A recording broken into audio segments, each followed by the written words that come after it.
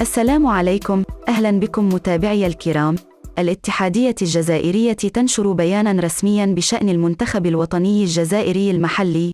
قالت الاتحادية الجزائرية لكرة القدم إن مباراة المنتخب الوطني المحلي أمام نظيره السوري ستكون مفتوحة أمام الجمهور. وأفادت الفاف في بيان لها اليوم الجمعة أنه بإمكان الجالية الجزائرية المتواجدة بالإمارات متابعة مباراة المنتخب المحلي ضد نظيره السوري، وذلك بمدينة الشارقة الأحد 13 من نوفمبر 2022 بداية من الساعة 7:30. وتجدر الإشارة إلى أن أشبال مجيد بوغيرة سيدخلون في تربص تحضيري بالإمارات استعدادا لشان 2023 بالجزائر، تتخلله 3 مباريات ودية ضد كل من سوريا، الكويت وسيراليون.